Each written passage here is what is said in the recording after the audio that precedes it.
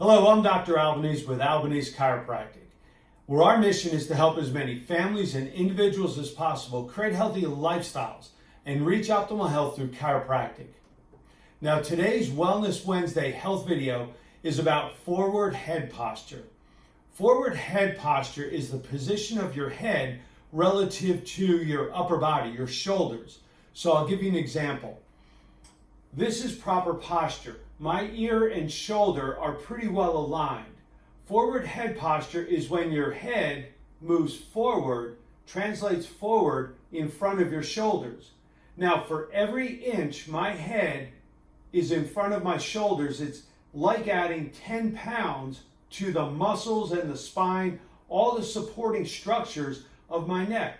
So 2 inches, 20 pounds, 3 inches, 30 pounds.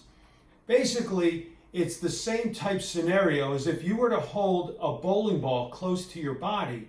It's going to feel a lot lighter than when you extend your hands out and hold the bowling ball further from your core, from your chest. It'll feel a lot heavier, and that's the same thing your head moving forward does to the muscles and supporting structures, the spine of your neck and shoulders.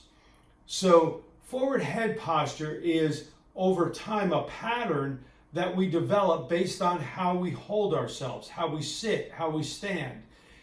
Forward head posture is greatly influenced by our screen time in front of a computer. As time goes on, we tend to translate our head forward. We look forward, move our body forward, and our head position changes. When we're on our phone, an iPad, a laptop, even watching TV, anything that we do that brings our head forward will start to create a pattern. And as we do that, we're not even conscious of the position of our head relative to our shoulders.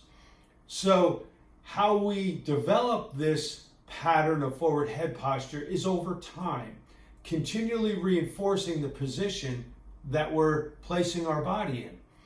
So how do we change this? Simply interrupting that pattern at very frequent intervals. The best way to do that, if we're at our desk working on our computer or at a phone working on our phone, is to simply get up, stand up, and move around. When you sit back down, you'll reset your posture, and that resets your forward head posture to take on a better postural pattern.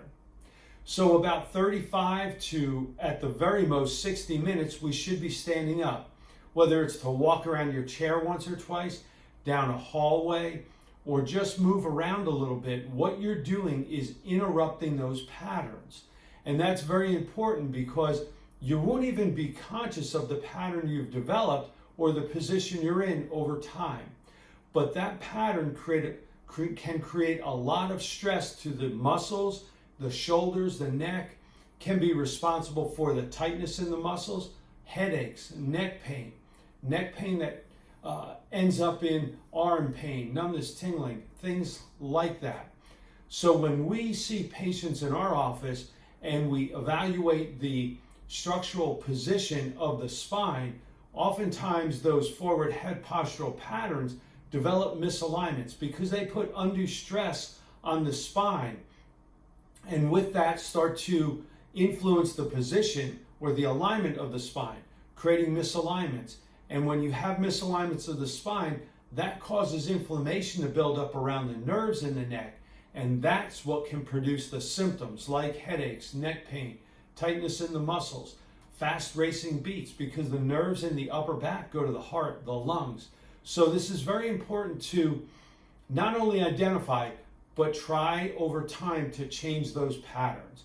We see this a lot in young children with their heavy backpacks, which you'll see a video next week on that.